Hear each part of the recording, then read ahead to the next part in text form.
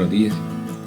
Hoy en la secuencia semanal pues toca hablar de las plantas de especies. Hemos estado hablando de plantas, han estado escuchando ustedes acerca de las distintas plantas y las de especies creo que tienen su particularidad porque cada una tiene un objetivo o se utiliza para diversas comidas y le dan distinto sabor. O sea, si yo utilizo una especie u otra, voy a tener una combinación distinta. Entonces, bueno, para los que les gusta cocinar o para los que saben cocinar, saben que el equilibrio correcto de estas especies me pueden generar un mejor sabor.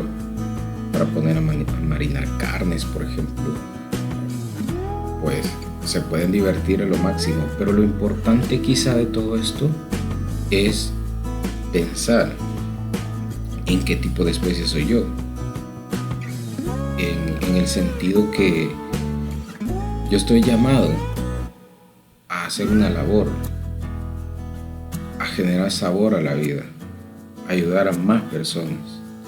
Entonces creo que debemos descubrirnos nosotros mismos en qué somos buenos, en qué se nos facilita ayudar para que el mundo sea distinto.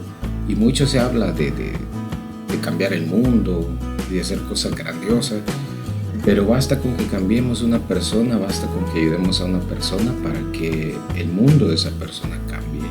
Entonces la importancia de las especies va más allá, pues, porque usted puede optar por comerse sus alimentos de manera normal, pero si le pone especies va a saber mejor, y aún si se las coloca en las cantidades necesarias y pertinentes todavía va a saber mejor. Entonces, si se las coloca en las cantidades necesarias y pertinentes va a saber mejor.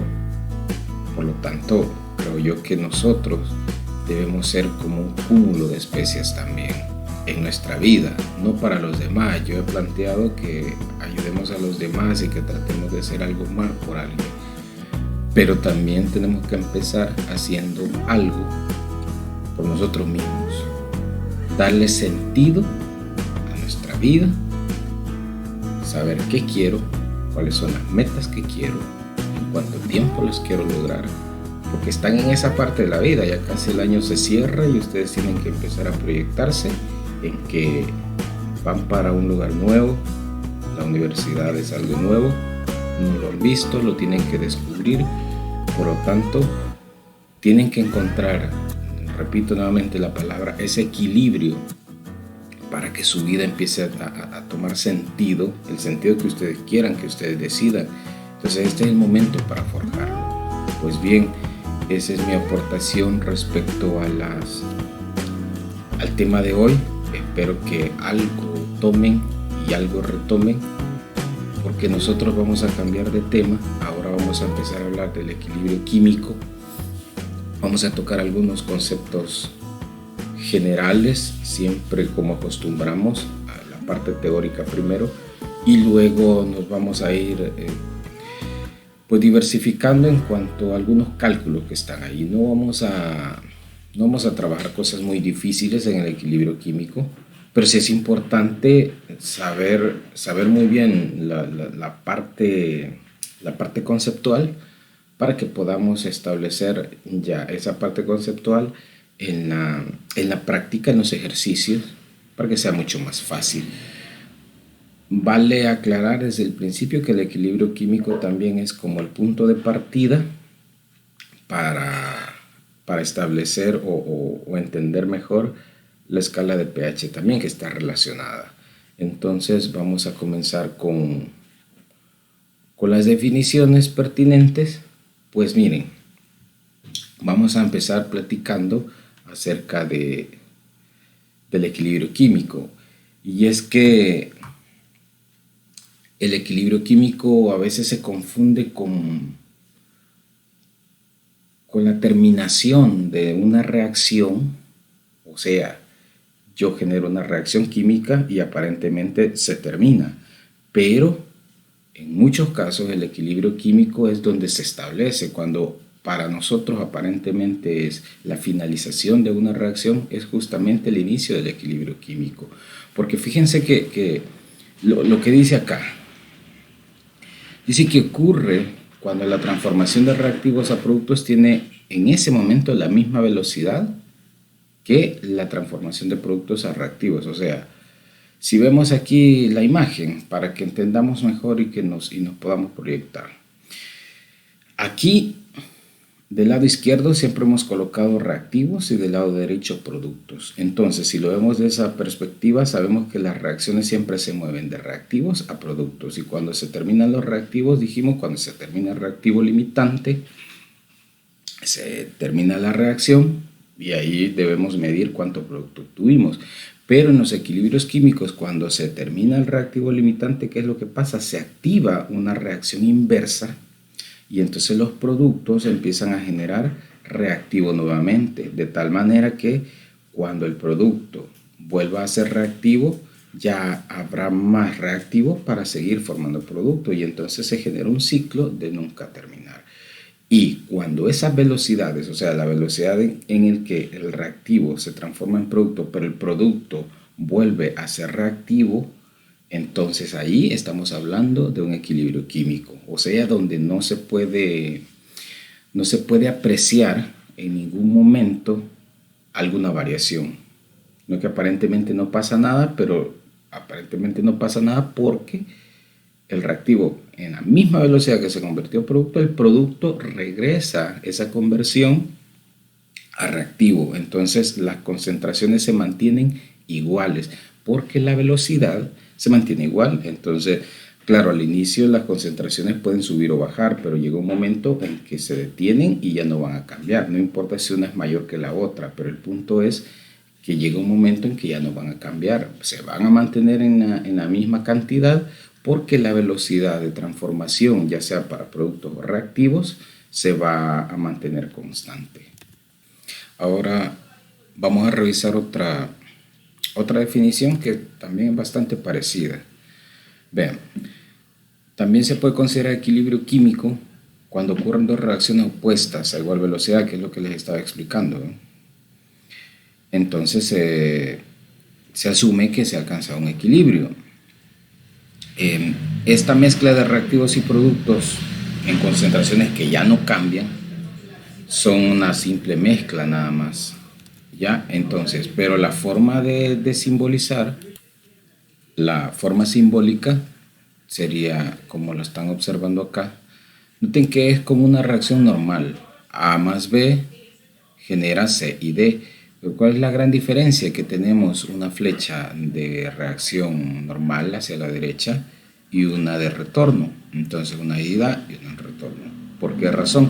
Porque les estaba explicando que el equilibrio químico se asume que se alcanza cuando A y B se convierten en C y D, pero C y D en el mismo momento regresan a ser AB.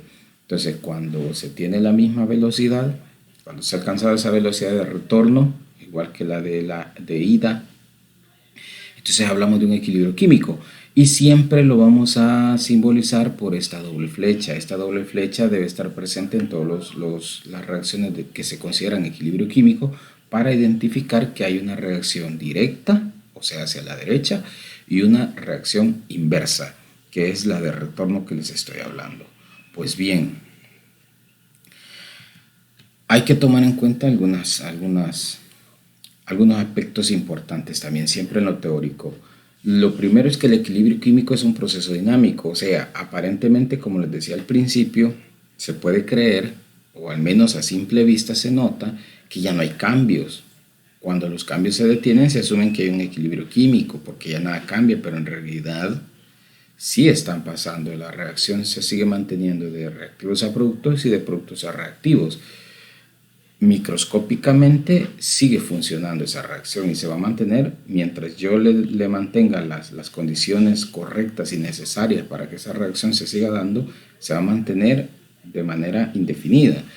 pero macroscópicamente no se pueden ver esos cambios. O sea, técnicamente la reacción o la mezcla como tal, como yo la vea, no va a variar, no se va a poder determinar algún cambio. Entonces, como asumo yo que es el equilibrio químico, para obtenerlo no lo puedo hacer en un recipiente abierto, tiene que ser un recipiente cerrado. ¿Por qué? Porque tengo que controlar variables. ¿Cuáles van a ser esas variables? Pues vean, la concentración, el volumen, la presión y la temperatura. Si yo controlo esas variables, entonces quiere decir que yo voy a mantener el equilibrio de manera perpetua. Si yo modifico cualquiera de esas variables, entonces el equilibrio se me rompe. Entonces la idea es mantenerlos constantes, o sea, que no se escapen de mi sistema cerrado. Si yo logro hacer eso, vean la primera gráfica, aquí la de la izquierda, tengo yo una reacción de un solo reactivo y un solo producto en este caso. Entonces, si yo comienzo con productos a cero, en este caso el producto va a partir de cero, vean, y entonces empezará a subir de concentración, sube de concentración. ¿Pero por qué sube la concentración de este producto? Porque la concentración del reactivo va bajando. Eso quiere decir que cuando la reacción inicia, empiezo a gastar reactivo, pero en la medida que voy gastando reactivo, empiezo a generar producto, concentración de producto, pero el reactivo me baja. Entonces, pero llega un momento en que el reactivo y el producto ya no van ni a subir ni a bajar respectivamente. ¿Por qué razón? Porque la reacción de retorno va a permitir que estas concentraciones se mantengan constantes. O sea que si vemos acá, este es un equilibrio ya dado.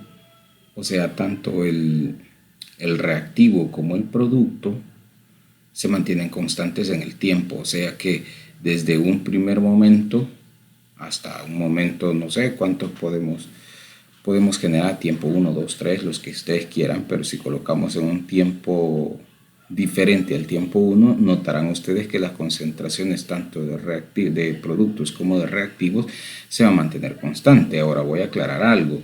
No porque en este ejemplo el producto esté arriba y los reactivos abajo, quiere decir que siempre en un equilibrio va a terminar siendo eso. Podría ser al contrario.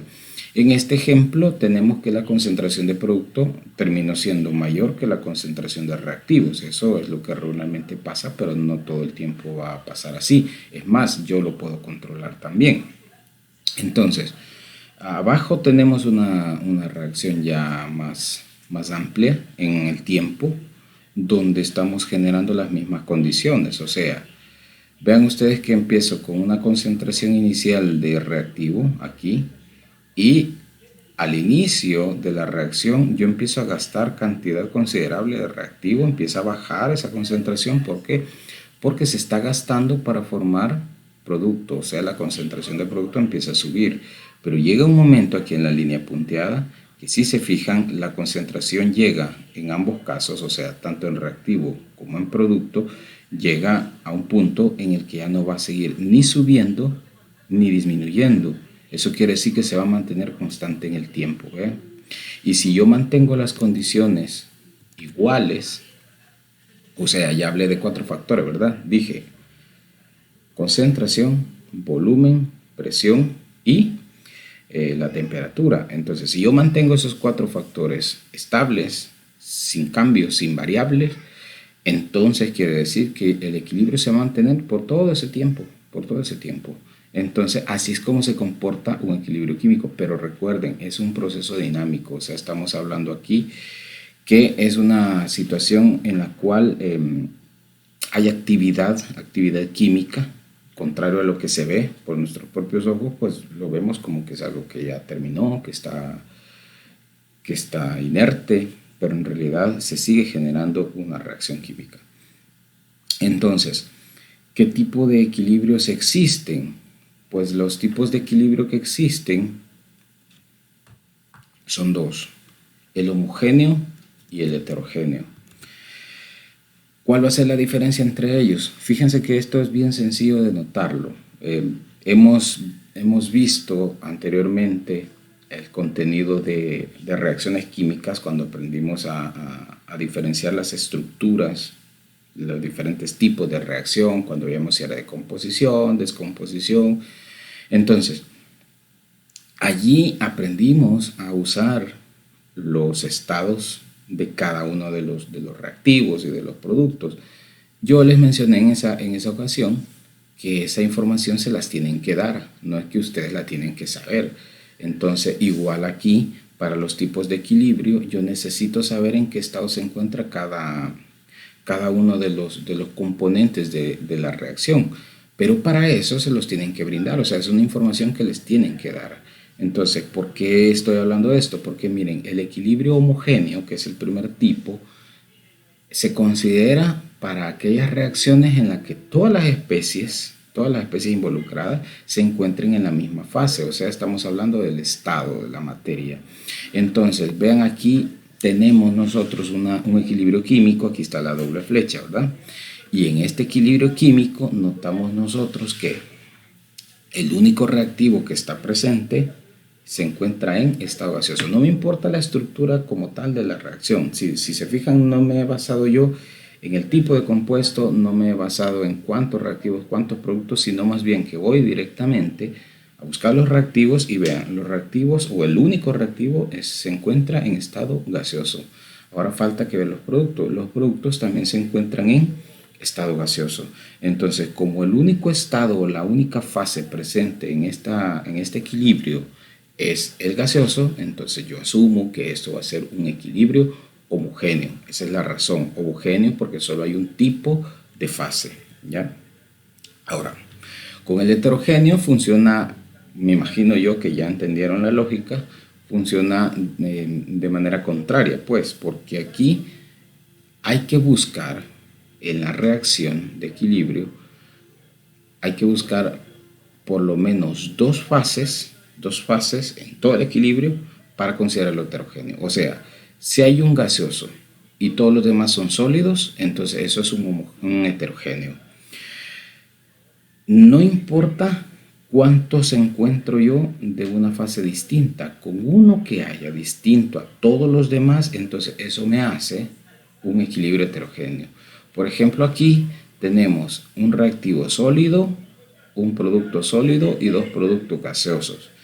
Y no quiero que vayan a cometer el error de pensar que cuando hay dos sólidos y dos gaseosos, o dos de cada uno, o mitad y mitad, que podrían pensarlo también, se considera heterogéneo. No, lo repito, con uno de los componentes de este equilibrio, ya sea reactivo o producto, que sea distinto a todos los demás, entonces eso se considera un equilibrio heterogéneo. Diciéndolo más claro, por ejemplo, si este fuera gas, este sólido y estos dos gas, así como están allí, eso también es heterogéneo. Y otra cosa, no importa que sea el reactivo o el producto el que cambie, o sea, porque aquí puedo dejar yo este como sólido y este convertirlo a gas y decir es heterogéneo de todos modos. O puede ser este gas y este sólido, como lo dije al principio, y también es heterogéneo. Y pueden ser todos estos gases y el último ser sólido y entonces, o ser líquido, y entonces ya se considera heterogéneo. Vamos a tomar en cuenta también el estado acuoso aquí. Oigan, será un estado diferente al líquido, diferente al gas y diferente al sólido. Entonces son cuatro fases distintas las que podemos ver en una especie involucrada en un equilibrio. Entonces, para que lo tomemos en cuenta. Dicho esto, al tener esto ya así, ya tenemos marcada la diferencia entre un equilibrio homogéneo y un heterogéneo. Entonces, ¿para qué? Porque nos va a servir ahora para establecer la relación del principio de Le Chatelier. ¿En qué consiste Le Chatelier? Bueno, les explico. Le Chatelier creó un sistema en el cual empezó a analizar el equilibrio químico y fue así como que, bueno, el equilibrio químico se da, ya no hay cambios entre concentraciones, las velocidades son iguales y en fin que. Entonces, él se puso a experimentar con los equilibrios y descubrió esto. O sea, aquí tienen ustedes la presentación del principio. Dice, si un sistema en equilibrio es perturbado por un cambio de temperatura, presión o concentración, que son los factores que les he dicho anteriormente, de uno de sus componentes, el sistema se desplazará en su posición de equilibrio de modo que se contrarreste esa perturbación. O sea, si yo tenía un sistema en equilibrio y yo le cambio cualquiera de esos factores, entonces el equilibrio se va a romper. Al romperse el equilibrio quiere decir que eso puede generar un cambio en las concentraciones que ya estaban equilibradas y por ende también genera cambios en temperatura, genera cambios en volumen, bueno, en fin. La pequeña perturbación de cualquiera de estos factores genera una interrupción al equilibrio. Entonces Le Chatelier analizó cómo se comportaba el equilibrio mismo para volverse a restablecer, porque el punto es que se restablece. Es algo así como cuando usted se tropieza y no hay otra opción que caerse, pero usted trata de luchar lo más que puede y se han fijado que cuando alguien se tropieza empieza como a correr para no caerse, para no perder el equilibrio, y a veces se logra. Entonces el equilibrio químico es así, o sea, si lo hacemos tropezar, si lo modificamos en alguno de sus factores, se rompe el equilibrio, pero en ese momento el equilibrio lucha para volver a equilibrarse, a establecerse hasta que lo logra. Eso puede tardar un tiempo y ese tiempo está determinado por los factores, por las cantidades en las que tenemos también los reactivos y los productos. Entonces puede demorar a veces más, puede demorar a veces menos. Entonces Le Chatelier analizó cada uno de ellos paso por paso y descubrió lo siguiente. Vean, en el caso de la concentración, Le Chatelier descubrió que si aumentamos una concentración, cualquier concentración, el equilibrio cuando se rompe trata de compensar yendo al lado contrario. O sea, si yo aumento la concentración en los reactivos, el equilibrio se va a ir hacia los productos para gastar ese extra. Si yo aumento en los productos, entonces se va a ir a los reactivos para gastar ese producto extra. Si lo disminuyo, en cambio, lo que va a pasar es que el equilibrio se va a ir a ese lugar donde yo he disminuido esa concentración. No importa si es reactivo o producto, se va a ir al lado de la disminución. Eso fue lo que descubrió. Ahora bien, cuando empezamos a analizar estos factores en Le Chatelier, debo mencionar y debo aclarar que se debe asumir que el único factor que va cambiando es el que estamos analizando, tomando en cuenta que lo demás se mantiene estable, se mantiene en equilibrio. Eso sí, tómenlo en cuenta, porque no se vale decir que la concentración no puede modificar los otros factores. Ya dijimos que sí. Entonces, esto tiene validez solo si se considera que el factor que se está modificando es el que estamos analizando y los demás se mantienen constantes. Entonces, eso es importante. ¿Cuál sería el ejemplo? Vean, yo tengo esta reacción, es una reacción en equilibrio, no importa la estructura, digan, porque aquí no nos importa la estructura, sino más bien el comportamiento del equilibrio. Lo primero, aquí hay una doble flecha que quiere decir que es una reacción reversible. Entonces, viene el ejemplo, vean, dice, ¿qué sucede si aumentamos la concentración de A? O sea, este reactivo que está acá, le vamos a subir la concentración. Entonces, si modificamos la concentración de A, que si ya se mantiene en equilibrio, yo le aumento concentración, ¿qué es lo que va a pasar? Analizando según lo que dice Le Chatelier, es que el equilibrio, bueno, primero se rompe. Luego romper, el equilibrio va a buscar restablecerse. ¿Cómo se va a restablecer? Gastándome la cantidad extra de A. ¿Y cómo me gasto A? Pues yo puedo gastarlo únicamente yendo de los reactivos hacia los productos. Cada vez que llego a los productos, A desaparece para convertirse en CD, obviamente por la combinación de B también. Entonces, eso quiere decir que el equilibrio se va a dirigir hacia la derecha. Siempre se va a dirigir hacia la derecha para poder bajar esa concentración.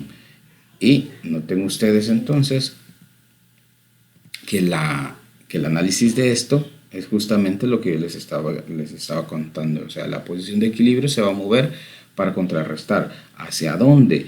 hacia el lugar donde la concentración de A disminuye, que dijimos es el producto, o sea, la formación de C y D. Entonces el equilibrio se mueve hacia la derecha, hacia la reacción directa. Esa sería la conclusión, hacia la derecha o hacia la reacción directa o hacia la formación de productos. Cualquiera de esas respuestas está correcta.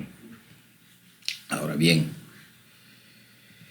en cuanto al segundo factor, que sería la temperatura, aquí hay dos tipos de comportamientos. ¿Por qué? Porque podemos tener dos tipos de reacciones, las reacciones exotérmicas y las reacciones endotérmicas.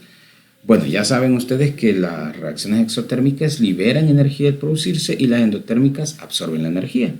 Entonces, de acuerdo a ese comportamiento, vamos a tener una respuesta del equilibrio. Si es una exotérmica, lo que va a pasar es que si se aumenta la temperatura, esta reacción va a trasladarse hacia la izquierda, o sea, hacia la formación de reactivos, y si disminuye, hacia la formación de productos. En cambio, la endotérmica, si se fija, va a actuar de manera contraria, o sea, si aumento la temperatura, va a desplazarse hacia la formación de productos o hacia la derecha, y si disminuyo esa temperatura, entonces el equilibrio va a desplazarse hacia la formación de reactivos, o sea, hacia la izquierda.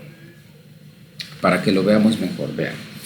Voy a analizar nada más una reacción exotérmica y la endotérmica va a ser justamente a la inversa, oigan. O sea, esta reacción que está acá en el ejemplo es una reacción exotérmica en su reacción directa, o sea, yo sé que hacia la derecha es exotérmica y cuando regrese es endotérmica. ¿Por qué? Porque acuérdense que es una reacción reversible. O sea que para que A y B generen C y D, necesita liberarse energía. Pero cuando C y D regresan o retornan a su forma A y B, necesitan absorber energía. Entonces, para la derecha liberan y hacia la izquierda absorben. Entonces, en todos los equilibrios químicos vamos a asumir que tenemos una reacción tanto exotérmica como endotérmica. Entonces, ¿cómo la clasifico? Bueno, ya les dije, voy a clasificarla como exo o endotérmica en función de su reacción directa. O sea, ¿qué es lo que hace hacia la derecha? Eso la convierte en exo o en endo. En este caso, en este ejemplo que tengo acá, es una reacción exotérmica porque hacia la derecha está liberando energía. Eso es lo que me interesa. ¿Que va a absorber energía al lado contrario? Sí, pero lo que me importa es qué es lo que hace de forma directa. Bien, aclarado ese punto, vamos a analizar el comportamiento de una reacción exotérmica en función del cambio de temperatura. Vean, teóricamente establecimos que en una reacción exotérmica, si yo aumento la temperatura, el equilibrio se va a desplazar hacia la izquierda, o sea, hacia la formación de reactivo. ¿Por qué? Porque miren, si esto es exotérmica hacia la derecha, hacia la izquierda es endotérmica. Entonces, si yo aumento la temperatura, la única manera de bajar es absorbiendo ese calor extra. Entonces, hay que irse hacia la izquierda. Y si yo bajo la temperatura, para volverla a subir, lo que necesito es formar productos, ir hacia la derecha. Entonces, justamente eso es lo que va a generar el cambio en la posición del equilibrio. ¿Se mueve hacia la derecha o se mueve hacia la izquierda? Entonces, vean, si yo, por ejemplo, aquí estamos generando A más 2B, C, D con una cantidad calórica, o sea, una liberación de calor de 250 kilojoules por cada mol. Entonces, si cada vez que se genera reactivo a producto estoy liberando 250 kilojoules, esos 250 kilojoules los libero al sistema, o sea que el sistema se calienta, la temperatura sube, no en la reacción, sino más bien en el entorno que he generado yo para establecer el equilibrio. Eso quiere decir que si la temperatura aumenta, entonces se rompe el equilibrio y el sistema va a tratar de compensar ese aumento. ¿Qué va a pasar? Bueno, momentáneamente lo que hace el equilibrio es interrumpir el paso de reactivos a productos. ¿Por qué? Porque ya dijimos, según esta información, que cada vez que paso de reactivos a productos, estoy liberando 250 kilojoules al sistema, o sea, lo voy a calentar más. Entonces el sistema va a evitar calentarse más. ¿Y qué va a pasar? Que ya no voy a formar productos, sino que los productos nada más se van a revertir a reactivos. ¿Por qué? ¿Cuál es el objetivo? El objetivo sería en este caso que cada vez que C y D se convierten en reactivos, voy a absorber 250 kilojoules. ¿Y de dónde lo voy a tomar? Del sistema. Entonces el sistema se va a empezar a enfriar. ¿Y hasta cuándo me voy a detener de hacer la reacción inversa y no la directa? Hasta que la temperatura llegue al estado de equilibrio otra vez, o sea, a la temperatura donde yo tenía mi equilibrio. Una vez llegue a esa temperatura, entonces el equilibrio se restablece y entonces la exotérmica se empieza a dar junto con la endotérmica a velocidades iguales para que ya no haya modificación en la temperatura. Entonces, justamente cómo funciona el factor temperatura. Ahora, si lo vemos desde la perspectiva de una reacción endotérmica, sería justamente el mismo comportamiento, solo que teóricamente ustedes saben que el equilibrio va a actuar de manera contraria. Bueno, ahora vamos a la presión. En cuanto a la presión, al aumentarla en un sistema en equilibrio, entonces lo que va a hacer el sistema es tratar de compensar con menos cantidad de moles gaseosos o que generen volumen, ¿verdad? Entonces, en el proceso contrario, o sea, cuando disminuyó la presión, el equilibrio se va a desplazar hacia el lado donde haya mayor cantidad de moles gaseosos. ¿Por qué? Porque así voy a generar un aumento de presión. O sea, si aumento la presión, voy a buscar un lugar en la reacción, o sea, ya sea reactivos o productos, donde haya menor formación de gas para tratar de bajarlo. Pero si la modificación que se hizo fue una baja en la presión, entonces voy a buscar el lugar donde se estén generando más moles gaseosos para aumentar esa presión. A ver, vamos a este caso. Tengo yo A más 2B igual a CD, ¿sí? Que en equilibrio. Perfecto, entonces yo tengo 3 moles gaseosos, es un equilibrio homogéneo si se fijan. Tengo 3 moles gaseosos en los reactivos y solo tengo 2 moles gaseosos en los productos. ¿A dónde hay más moles? Al lado izquierdo, en los reactivos. ¿A dónde hay menos moles? Al lado derecho. Partiendo de eso, si yo aumento la presión en esta reacción, porque ya estamos puntualizando en esta reacción, ¿qué pasa si yo aumento la presión? Puede ser una presión parcial o una presión total, no importa. Entonces, si aumento la presión, digamos, en el sistema, en este caso hace que el equilibrio se vaya a desplazar en el sentido donde haya menor número de moles, o sea, hice un aumento de presión en todo el sistema. Entonces, el sistema se rompe, ya no tenemos un equilibrio. ¿Hacia dónde va a buscar el sistema para volverse a equilibrar? Pues vean, hay un aumento. Ahora vamos a buscar donde hay menos moles gaseosos. Dije al principio que donde hay menos moles gaseosos es hacia la derecha. Entonces hacia ahí se va a trasladar el equilibrio momentáneamente para tratar de bajar esa extra impresión y volver la presión a la normalidad. Una vez llegue la presión a la normalidad, o sea, al punto de equilibrio, se restablecen ambas reacciones. Entonces, para compensarlo, se va hacia la derecha si se aumenta la presión. Esto en esta ecuación. ¿Qué pasa si en esta ecuación disminuimos la presión total de este equilibrio? Entonces el equilibrio ya estaba dado a una presión determinada. Yo bajo esa presión, entonces el equilibrio lo que va a tratar de hacer es volverla a subir. ¿Cómo la vuelve a subir? Pues vea, en el lado de los reactivos hay más moles gaseosos. Entre más moles gaseosos genero yo, más presión se genera en el recipiente. Entonces lo que va a hacer el equilibrio es momentáneamente interrumpir el paso a productos, porque cada vez que se genera productos se generan menos moles gaseosos y solo voy a generar reactivos para que esa cantidad de moles empiece a aumentar y por lo tanto la presión también va a aumentar. Es así como se va a comportar la presión. Ahora, con el siguiente factor, que sería el volumen,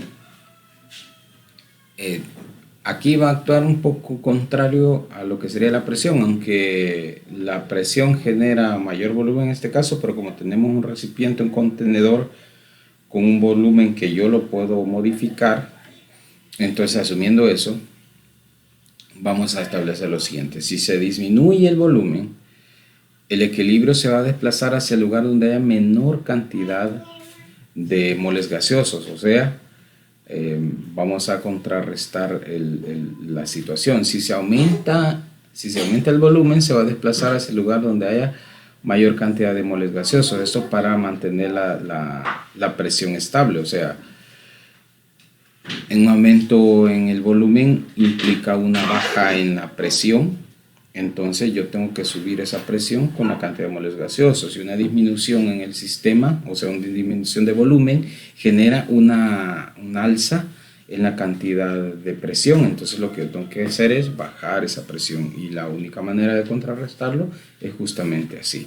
Entonces pareciera que estoy hablando contrario a la presión, cuando deberían de ser o tener la misma tendencia, pero ya les expliqué, o sea, el contenedor o el lugar donde yo estoy generando el equilibrio, la condición de equilibrio, es un volumen que yo puedo modificar, o sea, que yo voy a controlar. Entonces justamente por eso está pasando. Es decir, si yo aumento el volumen en este sistema, entonces se rompe el equilibrio primero, y como ha aumentado el volumen, ¿qué es lo que ha pasado? Hay más espacio, y si hay más espacio quiere decir que la presión ya no va a ser la misma, porque ya estaba el volumen determinado, entonces la presión ya estaba fija. Pero como yo aumento ese volumen, entonces eso quiere decir que la presión disminuye por el aumento de volumen. Entonces lo que va a hacer el sistema es tratar de aumentar esa presión para mantener la presión estable a causa del cambio de volumen. Entonces, en este caso, se va a desplazar hacia la izquierda para compensar esa presión. Si lo hiciese hacia el lado contrario, o sea, si disminuyó el volumen, lo que provocaría es un aumento de presión, y entonces si se aumenta la presión, lo que voy a buscar es lanzar el sistema hacia los productos para que se vaya disminuyendo esa presión poco a poco, para que pueda compensar esa modificación en el volumen. Y por último, tenemos los catalizadores, y básicamente los catalizadores es como ya lo hemos aprendido, simples espectadores, en el sentido que en un equilibrio químico, si ya se estableció el equilibrio, si ya está dado el equilibrio, los catalizadores no hacen absolutamente nada. ¿Por qué razón? Porque acuérdense, el equilibrio químico se genera en dos vías, hacia la reacción directa y la inversa. Entonces, si yo meto un catalizador, no importa si es un catalizador positivo o un inhibidor, lo que va a terminar sucediendo siempre va a ser el mismo efecto. ¿Por qué? Porque ese catalizador que yo agrego, si fuera positivo, lo que hace es acelerar la conversión a productos, ¿sí? Pero como ese catalizador funciona en ambos sentidos, entonces acelera tanto la reacción directa como la inversa. Si le coloco un inhibidor, si le agrego un catalizador inhibidor, entonces lo que va a pasar es que la velocidad disminuye para la formación de productos, pero también va a disminuir para la formación de reactivos. Entonces eso quiere decir que el catalizador con un equilibrio ya establecido no afecta en lo más mínimo. Ahora, ¿en qué sí podría afectar un equilibrio? El equilibrio, el catalizador, mejor dicho, podría afectar nada más en el tiempo en que se va a alcanzar el equilibrio. Si la reacción no ha alcanzado el equilibrio, entonces allí sí puedo decir que un catalizador va a acelerar el momento en el que se genera el equilibrio, o lo va a retrasar un poco, pero el equilibrio siempre se va a dar. Entonces técnicamente los catalizadores no afectan un equilibrio ya establecido, y solo modifican el tiempo en el que se puede generar, nada más. De ahí no generan ninguna otra modificación, ningún otro cambio. No se alteran las concentraciones, no se altera la temperatura, no se altera nada. Entonces, una vez analizados según el principio de Le Chatelier los factores que afectan la velocidad o el equilibrio, podemos ya establecer relaciones ya más numéricas en función de ese mismo equilibrio químico. Vean, el equilibrio químico simbólicamente se coloca o se usa cuando está de manera general, ¿verdad? De manera generalizada, así como KEQ. Esto significa de manera genérica constante de equilibrio. Así es como se utiliza simbólicamente. Entonces, nosotros vamos a establecer una diferenciación. ¿Cuál va a ser esa diferenciación? pues que vamos a tener una KC aquí a la izquierda y una KP, pero siempre vamos a establecer desde ya el patrón que siempre implica lo mismo, o sea, implica una constante de equilibrio, solo que la de la izquierda es una constante de equilibrio determinada por la concentración y la de la derecha es una constante de equilibrio determinada por la presión. En ambos casos vamos a ser rigurosos con las unidades. En la KC las concentraciones tienen que estar en molaridad y en la KP la presión va a estar en atmósferas. Esa va a ser la única diferenciación, o sea, si lo ocupo como constante de equilibrio dejo como la simbología de manera general, o sea, me estoy refiriendo a que KEQ implica que puede ser una KC o una KP. Ya numéricamente hablando ya tengo que establecer si es KC o KP, y cuando ya las utilizo así de manera específica es porque he obtenido esa constante de equilibrio a partir de concentraciones o la constante de equilibrio a partir de presiones. ¿Cómo se manifiesta esto? Bueno, miren, yo tengo el equilibrio, este es el equilibrio que ya hemos aprendido, ¿verdad? AB genera CD. Las mayúsculas están simbolizando la fórmula química de cualquier especie. Las letras en minúscula están simbolizando la cantidad de moles, que esos valores pueden fluctuar, ustedes saben, 1, 2, 3, 4, 5, el que sea. El necesario para balancear la ecuación, asumiendo que A, B, C y D minúsculas son los coeficientes necesarios para que esta ecuación esté ajustada. Entonces, vamos a representar el equilibrio de la siguiente manera.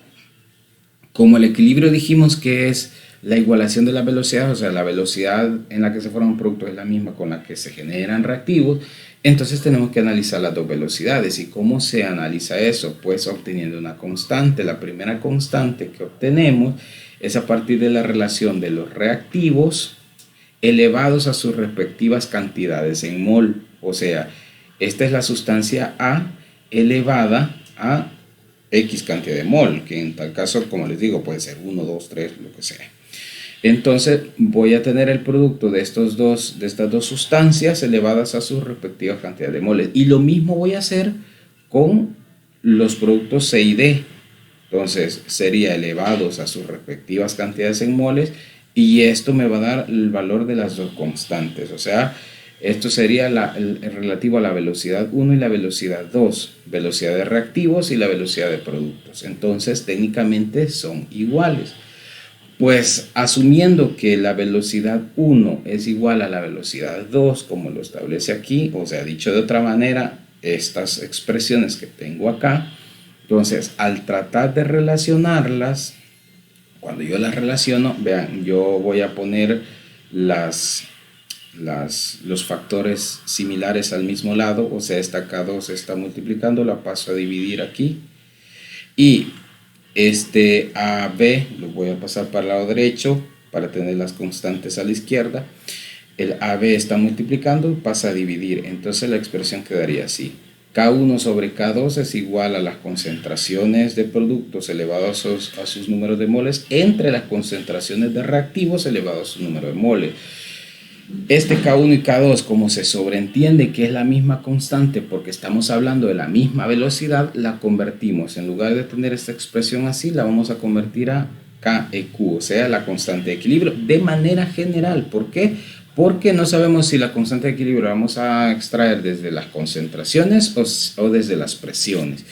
Aunque sea así, vamos a acostumbrar a colocar esto que tengo acá, es la constante de expresión de equilibrio. Y se coloca simbólicamente entre corchetes cada sustancia. Eso no lo van a olvidar, que es importante. Cuando lo pongo de manera simbólica y general, como es el caso. Pero eso sí, vamos a establecer la diferenciación desde ya. Cada vez que vayamos a encontrar la KC, o sea, derivado de la concentración, es de rigor utilizar los corchetes. Pero si vamos a sacar la KP, ya no lo voy a dejar de manera general, sino que voy a encontrar la KP. Entonces voy a utilizar paréntesis en lugar de corchetes. Ahora bien, el resultado de efectuar este cálculo, porque ahorita solo tenemos simbólicamente con letras, pero cuando yo eleve a la C esta sustancia y esta otra a la D y haga lo mismo con los reactivos, voy a obtener un número acá. Entonces, ese número puede tener dos opciones, o ser mayor que 1 o ser menor que 1. O sea, no estamos hablando de números negativos, claro, estoy hablando de mayor o menor que 1. Eso quiere decir que puede ser de 1 en adelante o puede ser entre 0.99 hacia abajo. Entonces, ese valor que me vaya a salir de esta relación me va a indicar dos cosas. Si el valor que obtuve es mayor a 1, o sea, el valor de la constante de equilibrio es mayor a 1, quiere decir que el equilibrio se desplaza hacia la derecha para compensar cualquier desequilibrio o el desequilibrio que se ha generado en las condiciones que me dan. O sea, va a formar más producto. Y si es menor que 1, eso quiere decir que el equilibrio favorece hacia la izquierda la formación de más reactivos para compensar cualquier modificación que se pudo haber hecho. Entonces, ¿para qué se utiliza la constante de equilibrio? Bueno, resulta que hemos visto el principio de Le Chatelier, que habla de que cuando se modifica un factor, ¿qué pasa? ¿Para dónde se va el equilibrio? Pero numéricamente Le Chatelier a veces no cuadra, porque si ustedes se ponen bien numéricos en Le Chatelier, es algo así como que, mire, pero ya estaba el equilibrio. Si yo le aumento la concentración en Le Chatelier, dice que el equilibrio se va a desplazar hacia el lugar donde se gaste ese equilibrio, se gaste esa concentración de más. Pero he agregado, al fin y al cabo he agregado, o sea que los valores no van a volver a ser iguales, y tienen razón, numéricamente es así, pero Le Chatelier es un principio cualitativo, no cuantitativo, y eso le dificulta a veces generar alguna explicación, como por ejemplo, ¿qué pasa si a una reacción yo la modifico de tal manera que si le aumento la temperatura y le disminuyo la concentración, según Le Chatelier, me dé dos respuestas contrarias? O sea, según la temperatura tiene que ir a la derecha y según la concentración tiene que ir a la izquierda. Entonces, ¿qué pasa si Le Chatelier se contradice? Pues como es cualitativo, a veces no hay respuestas a algunas situaciones o modificaciones, hay que hacerlas numéricamente, y es justamente a lo que nos ayuda la constante de equilibrio. Entonces, la constante de equilibrio funciona de la siguiente manera, vean. Tengo aquí yo un ejemplo y con esto vamos a cerrar la clase de hoy. Si un equilibrio se obtuvo con 1 molar de óxido de hierro, 2 molar de monóxido de carbono, 3 molar de hierro y 4 molar de CO2. O sea, me están dando las concentraciones de 4 sustancias, ¿verdad? 2 son reactivos y 2 son productos. Entonces me dice, encontrar la Kc y la Kp para este equilibrio. Vamos a tratar de hacer este ejercicio, tomando en cuenta que la temperatura es de 300 grados Celsius. O sea, la temperatura a la que se genera el equilibrio es de 300 grados Celsius. Ven, la ecuación que me está planteando el ejercicio es esa que está ahí. O sea que el óxido de hierro con el monóxido de carbono son los reactivos y los productos son el hierro metálico y el CO2, o sea, el dióxido de carbono. Entonces, cosas que analizar importantes. Es un equilibrio heterogéneo porque tenemos gas y tenemos estado sólido también. Entonces, eso nos va a servir más adelante. Ya les voy a decir por qué es importante reconocer si es homogéneo o es heterogéneo. Además, las fases son muy importantes. Vean, si sacamos la expresión de equilibrio, nos quedaría así. Como lo que voy a encontrar yo es la Kc. ¿Por qué digo que voy a encontrar la Kc? Porque aquí me está diciendo encontrar Kc y Kp para estos valores. Y si se fijan, estos son valores molares, o sea, concentración. No puedo sacar la presión porque no tengo valores de presión, solo tengo valores de concentración. Ahora, la segunda pregunta sería, ¿y por qué la constante de concentración solo está dada en función de CO2 y monóxido de carbono? Les explico aquí. Dijimos que era heterogéneo, ¿verdad? El siguiente paso antes de establecer la reacción de equilibrio es lo siguiente. Nunca, oigan bien, nunca en una constante de equilibrio voy a tomar en cuenta las fases gaseosas y sólidas de una reacción. Y eso anótenlo para que no se les olvide. En el caso aquí, Los sólidos no los voy a tomar en cuenta. ¿Por qué? Porque sus concentraciones no se modifican con el implemento de modificaciones en temperatura o en presión. Permanecen constantes o estables. Entonces los sólidos no los voy a tomar en cuenta en el equilibrio químico. Nunca. No es en este caso, es siempre. Si hay estados sólidos, no los tomen en cuenta. ¿Qué otros voy a descartar del equilibrio químico? Los líquidos. Si hay sustancias en estado líquido, quítenlos. ¿Cuáles son los únicos estados que voy a tomar en cuenta para meterlos en la constante de equilibrio? Solo los gaseosos y los acuosos. Entonces yo tengo dos gaseosos aquí, el monóxido de carbono y el dióxido de carbono. Uno en los productos, otro en los reactivos. Por eso si se fijan, como la expresión de equilibrio es productos sobre reactivos, acuérdense, productos sobre reactivos, voy y busco mis productos. Este producto no lo tengo que poner, lo descarto. Este producto sí lo tengo que poner, entonces es el que he puesto aquí arriba. Elevado a su respectiva cantidad de mol, como la cantidad de mol que está usando aquí es 1, ahí está, es 1. Y en los reactivos que van abajo siempre, pues este no se coloca porque es sólido, no hay que tomarlo en cuenta. Este sí porque es un gas, entonces lo coloco entre corchetes, elevado a su respectiva cantidad de mol, que es 1 también, entonces se queda tal cual. Esta es la expresión de la constante de equilibrio. Así se llama, así de largo es el nombre, expresión de la constante de equilibrio para esta ecuación. O sea, aquí no hay ningún valor numérico. Cuando digo expresión de la constante de equilibrio me refiero nada más a la relación justa de las sustancias que se están involucrando directamente. Ahí está. Ahora sí voy a hacer el cálculo numérico, que eso sí ya es el cálculo de la constante de equilibrio, ¿verdad? No de la expresión. Entonces, tengo entonces la constante de concentración que es CO2 entre CO. Entonces lo único que voy a hacer es sustituir los valores. ¿Cuáles son esos valores? Bueno, inicialmente en el ejercicio me decían que la concentración de CO2 era de 4 molar y la concentración de CO2 era de 2. Entonces, aquí buenas noticias para los que no les gusta colocar unidades. En las constantes de equilibrio jamás vamos a colocar unidades.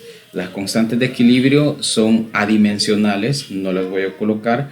¿Por qué razón? Bueno, porque la constante de equilibrio es actividad, no es en sí un valor numérico como la concentración misma, sino que es actividad. Entonces quiere decir que esta 4 entre 2 molar me tendría que quedar como molar, ¿verdad? Pero resulta que esta molaridad está dada en función del contenedor general que también está en concentración molar, entonces elimino las concentraciones, o sea, la unidad, y me queda solo el valor numérico. Pero para simplificar, yo se los estoy adelantando, no vamos a utilizar ninguna unidad porque la constante de equilibrio es adimensional. Entonces basta con dividir 4 entre 2, entonces mi Kc es de 2, esa es la Kc, o sea, la Kc es mayor que 1. Tomemos en cuenta eso para que lo vayamos entendiendo. Kc es mayor que 1, eso fue el resultado que me dio. Pero me falta encontrar Kp y resulta que la Kc y la Kp, numéricamente hablando, no son el mismo valor. O sea, el número que encuentre no va a ser el mismo. O más bien no necesariamente el mismo, excepto cuando el cambio de moles sea 0. Ya voy a explicar eso. Pero en términos generales la Kc y la Kp tienen que ser un valor distinto. O sea, si la Kc me dio 2, la Kp puede ser 4, puede ser 6, siempre y cuando sea mayor que 1, porque aquí ya encontré que mi Kc es mayor que 1. ¿Qué voy a esperar de la Kp? Aunque no la conozca, que sea mayor que 1 también. Puede ser 1, puede ser 1.5, el punto es que sea mayor que 1. No importa cuál sea el número, no estoy diciendo mayor que la Kc, sino mayor que 1, porque la Kc ya me dio un resultado mayor que 1. Perfecto. Ahora, entonces, para calcular la Kp, como dije, son valores distintos, entonces voy a utilizar una fórmula. Hay una relación de Kp y Kc. ¿Y cuál es esa relación? Bueno, que Kp va a ser igual a Kc siempre y cuando tomemos en cuenta la constante de gases, o sea R, y la temperatura a la que se da el equilibrio. Todo esto elevado al cambio de moles. Esto es cambio de moles. El cambio de moles es la resta que se genera, está en su material para que lo puedan revisar, ahí lo tienen. la resta que se genera entre los moles de productos gaseosos menos los moles de productos de los reactivos siempre gaseosos, ¿verdad? Entonces, ese número que me da aquí lo voy a colocar como un exponente. Ahora, tomen en cuenta que algunas veces esta resta va a convertir este valor en negativo. No se preocupen, hay que colocarlo como negativo, tal cual para que no nos genere la respuesta. Puede ser un valor positivo, puede ser un valor negativo o puede ser cero. Si es cero, ahí nos da la pauta total para saber que la Kp y la Kc va a ser igual numéricamente hablando. Entonces, tomando en cuenta esta fórmula, podemos decir que para encontrar la Kp a partir de la Kc, porque la Kc sí ya la conozco, que es 2, entonces voy a deducir sus valores. Prácticamente lo que estoy haciendo es esto. Mire, Kp es igual a 2. ¿De dónde saco ese 2? Es la Kc, que sería este 2, sería 2 por, en lugar de R, 0.082. Como es adimensional, no coloco los litros por atmósfera sobre mol por Kelvin, ya no me interesan, por la temperatura, que si se acuerdan era 300 grados Celsius, yo los tengo que convertir a Kelvin, importante, porque Kelvin es la única unidad que es aceptada en la expresión de equilibrio. No la puedo colocar en Celsius. Me lo dan en Celsius, pero no lo debo usar en Celsius. Ya lo convertí, 573.15 elevado al cambio de moles. Como la reacción, si ustedes revisan, bueno, solo tenemos un producto y un reactivo. Un mol gaseoso de producto, un mol gaseoso de reactivo. 1 menos 1 es 0. Entonces, mi respuesta aquí sería 0. Entonces, lo que debería de hacer es multiplicar el 0.082 por 573.15, elevarlo a mi exponente y luego multiplicarlo por la Kc. Eso sería el orden correcto, pero aquí vamos a aclarar, como tenemos un valor de 0 aquí, usted sabe que cualquier valor que tenga yo acá, elevado a la 0, esto se convierte en 1. Entonces, cualquier número que multiplicado por 1, ustedes saben que va a ser el mismo valor. Entonces, por esa razón, cuando el cambio de moles es 0, la Kc y la Kp van a tener la misma cantidad numérica. Si esto hubiese sido diferente de 0, yo sé que voy a tener una Kp distinta a 2, pero que siempre tiene que corresponder, como les decía al principio. Aquí, pues ustedes saben que esto, bueno, aquí sería, multiplicando sería 47, ¿verdad? Pero ya elevándolo, estamos diciendo que esto se convierte en 1 y 2 por 1 es 2, o sea que la Kc y la Kp van a ser iguales en este caso porque el cambio de moles es 0. Cuando sea 0 el cambio de moles, cuando vean esto en 0, automáticamente ustedes pueden decir, porque el cambio de moles es 0, Kp y Kc son iguales. Pero si no, hay que reportar ese valor. Pero insisto, Kc y Kp siempre tienen que indicar lo mismo. ¿Qué me indica Kc y Kp? Aparte de que es el mismo número, me indican que la reacción se va a desplazar hacia la derecha bajo condiciones de modificación. Y quiere decir que Kc y Kp tienen que indicar siempre eso. No tienen que contradecirse. Si el Kc me hubiera resultado en un valor de 0.15, digamos, pues la Kp tendría que haber estado en un valor entre 0 y 0.99. Entonces, para que se correspondan, porque tienen que indicar lo mismo. No puede decir la Kc que se va a la derecha y la Kp que se va a la izquierda. Eso sería un error de cálculo. Entonces, eso sí hay que tomarlo en cuenta. Tómenlo en cuenta porque siempre se tienen que corresponder y tienen que indicar lo mismo. Bueno, yo espero que esto haya quedado claro. Los ejercicios de equilibrio químico no son difíciles en realidad. Esto para los que estudian en la universidad verán que solo nada más es la parte básica, o sea, son la base para generar ya más condiciones para encontrar otras situaciones de equilibrio. Por mi parte eso es todo, así que me despido.